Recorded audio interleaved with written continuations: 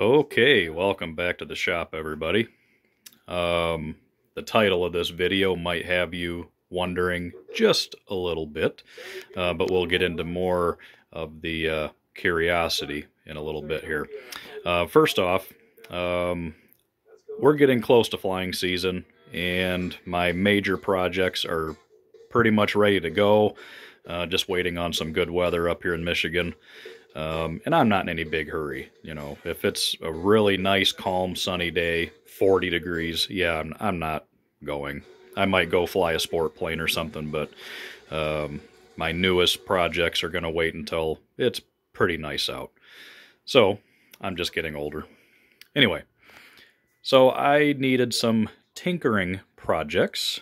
Besides what's been going on behind the scenes, a lot of structural hardware here. I have been doing some repairs to the foundation of my house.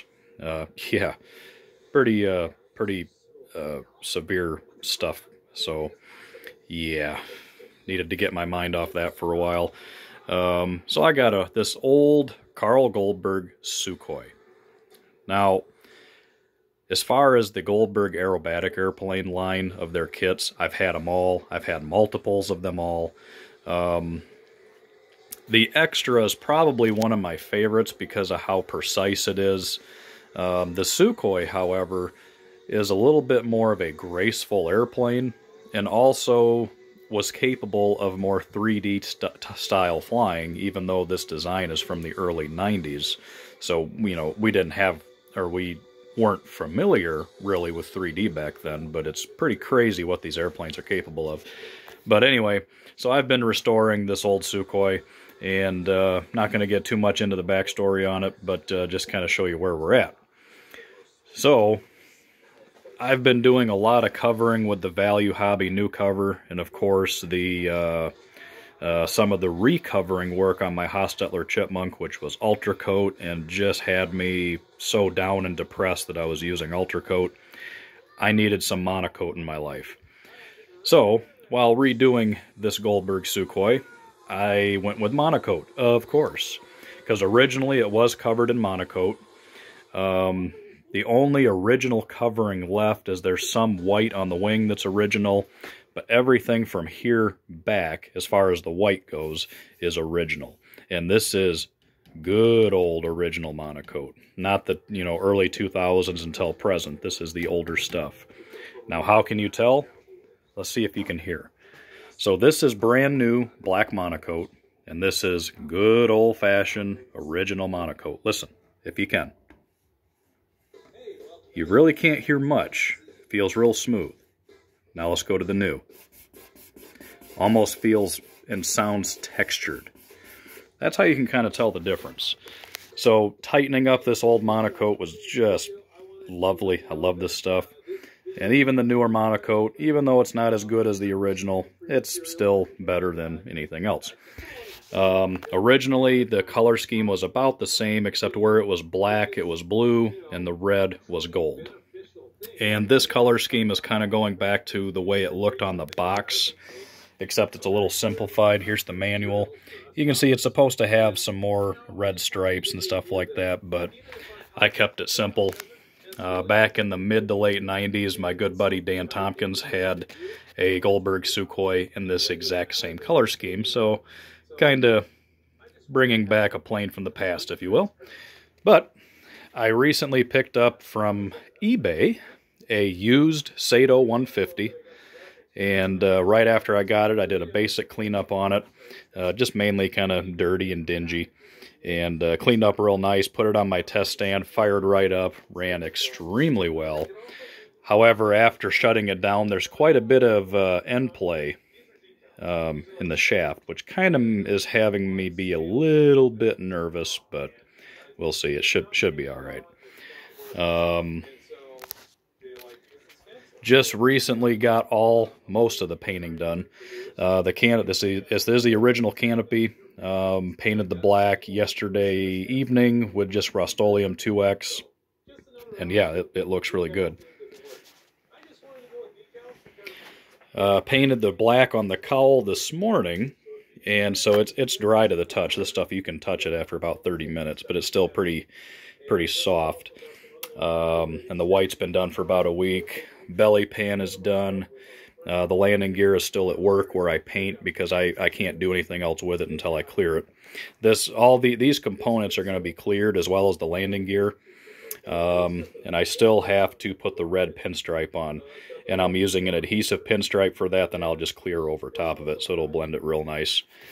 Normally I don't clear very often, but because of where the exhaust comes out, the cowl I'm not worried about, but the belly pan and the landing gear are in the direct path of the exhaust coming out the bottom.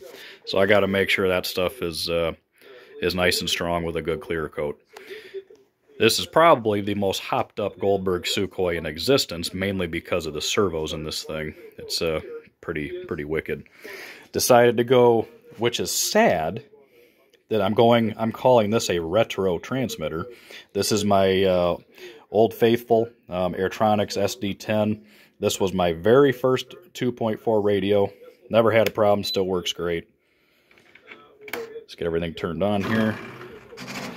Now, for the elevators, I decided to put the servos in the back just so I can keep a nice short push rod. And these are Pro Modeler, I believe they're the 205s. These are a mini servo, Metal Gear, ridiculously fast. I mean,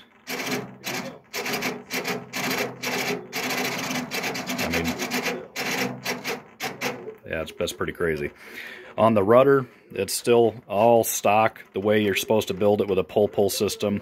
I got, you can see the bottom of it, some random high-speed Futaba digital servo I've had for years, and it's, you know, it's pretty quick. So everything is all hooked up and pretty much ready to go. Get everything turned off here. You know, no telemetry, no nothing. Requires actual modeling skills to operate this transmitter. It doesn't do anything for you. You got to do the work. It just transmits what you want it to do to the airplane. Just how I like it. Got the front end all fuel-proofed. I'm going to put another light coat of epoxy on the front just to help keep it protected. Just got the tank installed. Not sure how much you'll be able to see up in there, but you know, pretty basic layout. Fuel tank is wedged in there with foam so it can't go anywhere. Looks good. So yeah, this has been kind of a, I call it a tinkering project, just something to tinker with. I'm in no hurry. In case you're wondering, you see this kind of nasty looking stuff here.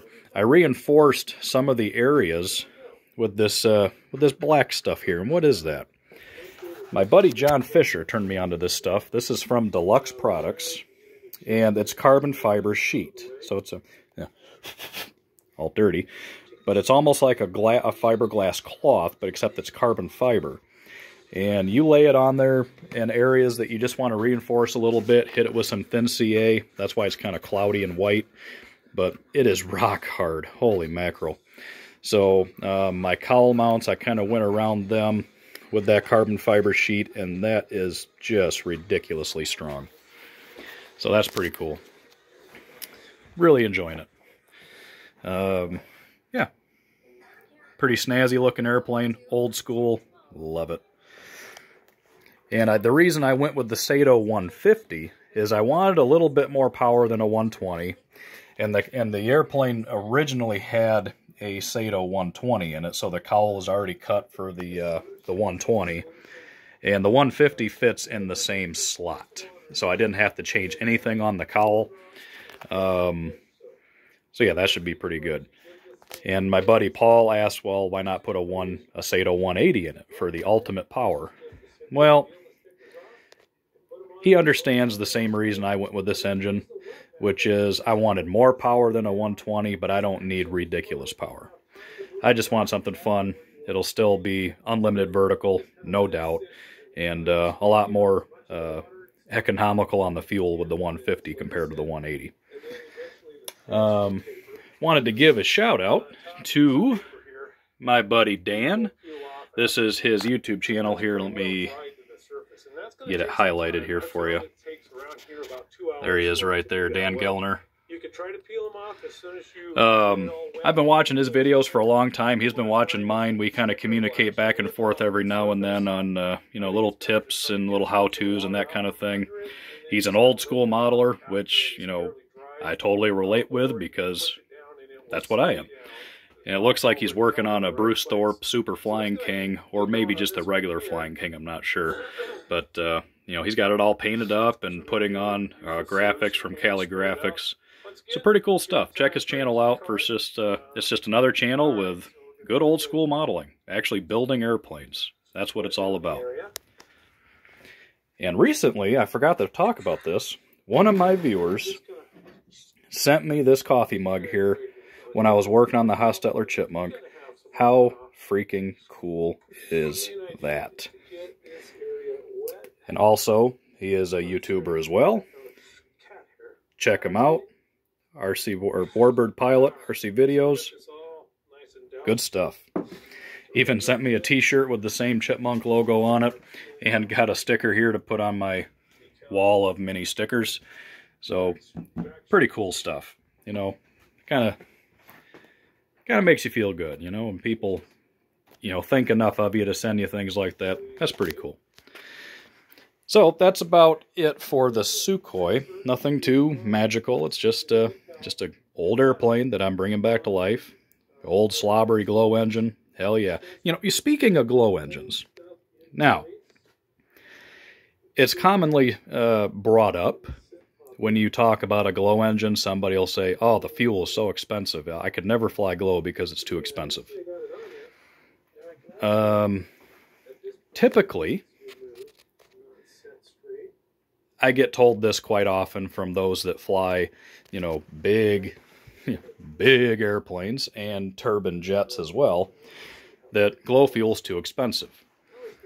Let me put something into perspective. I could fly all of my glow airplanes for 4 years for the price of a handful of servos that you would put into a 40% airplane. Okay? And I could fly my glow stuff easily for 1.5 years for the price of one really nice servo. Just to kind of put that into perspective. Yes, it's expensive, but, I'm not one to push the easy button. I like what I like, and if it's going to cost more money, so be it. I don't fly very much anymore anyway. I'm a very, very part-time flyer. So this plane will probably fly, 1 or 2 trips to the field a year. So, yeah, like a whopping $5 or $10 worth of fuel. Yeah, not going to concern myself about that. So just keep that in mind with glow fuel. Now, if you're flying, if you're trying to go real old school, flying big airplanes like this with glow engines, yeah, you're going to be, a weekend of flying will easily cost you $50. So, yeah, I'm definitely not going to go that route again. But for stuff like this, it's not bad. Not bad at all. Now, if I flew this every day after work and every weekend, yeah, that's going to get expensive. But anyways, just on a little tangent there. But, oh well. I'm a slobbery glowhead. I can't help myself. Now, having said that, recently, about a week ago, I got a message on Facebook from FMS. As of, FMS models, they have a lot of foam ready-to-fly models, plug-and-play type situations, all electric stuff. And I was asked if I would do a review on a ready-to-fly beginner-type airplane. And I kind of started off by saying, I'm really not a reviewer. I have done reviews in the past, and I will do more. However, I typically only review things that I like and that I want to use. Because I'm not a reviewer. When you watch videos of reviewers, they're getting piles and piles of things to review, even if it's not something they're normally going to use. And I really don't want to get into that. So I said, yeah, I'm kind of interested, but not really, because I want to review something that I want to fly myself. So the beginner type airplane, yeah, it'd be fun to tinker around with, but at the same time, I'm really not going to get much use out of it. So I said, but I was looking at this other FMS airplane, to possibly fly off the water where I work, because I have a lake where I work. And they said, well, what if we send you both? Okay. And before anybody freaks out, because there are so many people that freak out about the fact that I might be making money doing this stuff. One, if I am, it's none of your business. And two, who cares? I mean, I take time out of my life to do this stuff, and I do it for free, okay? Just to keep that in mind. I make no money at all. I don't monetize my videos, even though YouTube absolutely plasters my videos with ads. I'm not seeing 1 penny from it. I'm keeping it free. So I did kind of make it clear to FMS. I said, if you want to send me the airplanes, I'll give you an honest review. And they said, do you want to be part of our affiliate program, which means I do a review on an airplane. I'll have a link at the bottom of, below the video. And if you buy the airplane through that link, I get money for it. And I said, absolutely not. If I do it 100% for free, because as soon as you start putting money into it, the truth kind of tends to go away a little bit. Because if I'm going to review something and want to make money from that review, of course I'm going to tell you whatever it is good, because I want to make money. So I think that's kind of why they approached me about doing a couple reviews for them, because one, I'm not big into electrics anymore. I was a long time ago, but I'm not really that much anymore. And I'm not big into ARFs. I typically build my airplanes and, of course, run wet engines. So if these airplanes impress me and I think they're good, I think that's going to, have a little bit more clout than some of the other YouTube reviewers out there. So anyways, let's get on to what that will be. So they have sent me a 1220 millimeter Ranger. This is the ready-to-fly version. Kind of looks like a Cessna 150. And it comes with floats. Now, once again, this is the ready-to-fly. So it's got everything in there, transmitter, battery, just kind of a cheap wall charger, but it gets you going. Yeah, so I'll be doing a beginner type review on that airplane. It's not going to be not really intended for the daily flyer type review. It's going to be a little bit more, toned down a little bit in case somebody really looking to learn how to fly wants a first airplane. That's what that video is going to be made for. This is the one that I'm a little bit excited about, which sounds odd for me to say I'm excited about an electric foam airplane. The 1700 millimeter Super Cub. Already, it's more of a STOL type airplane. It's got big old flaps on it, great big old tires, and it comes with floats. So, that was the one, that was kind of the deal that we made. I said, I will do this one, which was their original intention, but I said I want to do this one as well. Because I think this will capture the attention of more of my daily type viewers that are already flying, but possibly are looking for something just to have fun with. And this I could definitely have fun with. So, that will not have as much of an in-depth review, but it will have, it's going to be more of a basic setup and flying review. And I will be setting the Super Cub up on the FR Sky radio system, and both airplanes will be including flying off water. So that will be coming up in future videos. Got to wait for some nicer weather. Is this going to be a future common thing for me? I really don't think so. That's not my intention. However, if somebody wants to send me something to review, and it's something that I do have an interest in, absolutely. So once again, FMS is not paying me to do this. I'm not going to take it out of the box and go, oh, this is the greatest thing since sliced bread. It could be. I don't know. I haven't even looked at them yet. It's going to be an honest review. So for those that are concerned about that for whatever reason, they sent me the airplanes. That's enough for me. I mean, how could I say no? I mean, they're going to send me airplanes to fly. I can't say no to that, really. I have said no in the past to other companies offering to send me things, and I said, heck no. But FMS, why not? I've never personally owned an FMS airplane. I've flown several, including this little Ranger, believe it or not. But yeah, I'm pretty excited about that. That'll be once we get some nicer weather. I got some projects I got to finish around the house, but then we will indulge into those in the future. But no, I'm not becoming a YouTube review channel by any means, but there might be some more coming up in the future. You never know. Bearcat is ready to go. It found its new spot in the hangar down here. It is just sitting here, just waiting for good weather. So that is 100% ready to fly. I think there's still a couple little things I want to touch up on the inside. But other than that, it's ready to go. And the Hostetler Super Chipmunk is also completely ready to go. Got the cowling all baffled to hopefully help make the engine maintain being happy.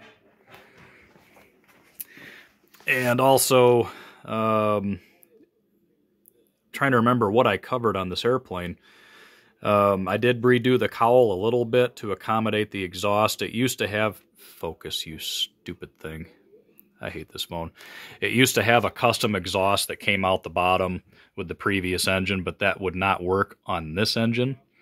So on either side of the cowl, there's just these black silicone muffler extensions coming out, which totally looks fine. And there was a big old blister on the front of the cowl up here that really bulged out, and that was to accommodate the large carburetor of the BME 116. I cut that out of there, filled it all in, glassed it, painted it, so that's all good. And yeah, got a nice, I guess it's nice, got a wing bag for it, just so I don't ding the thing all up trying to transport it. And that one is ready to go. Once again, I'm not overly excited or anxious, just when the nice day comes by, we'll get it in the air. Not sure what I'm going to fly first. That or that. Not sure. Not too sure. Other than that, I don't think I have too many airplanes that need any maintenance done on them. Everything should be pretty much ready to go. I still have not fixed the engine on the P40. I need to do that. I flew it one time last April, and the engine blew, unfortunately. But easy fix. It's only like $150 to get it going again. But I just never did it. So I need to do that. Let's see, what else is going on over here? Nothing really. Yeah, I still need to get the B-25 down here to get the new G-38s put in. May happen this year, maybe not, because now that I got the Zeroli Beach 18, I'm really enjoying flying that. So maybe the B-25 will take another year off, and that's ready to go as well. I don't think I have any maintenance to do on that. It's just ready. And the wing for the Sukhoi is down here. Once again, most of it's original covering except for the blue and the red. Or not the blue and the red, the black and the red, that's all new. And that is ready to go. Kind of got a little Sukhoi to play with instead of having to haul this big monstrosity around all the time. Although I do like this airplane. I think that should about do it for now.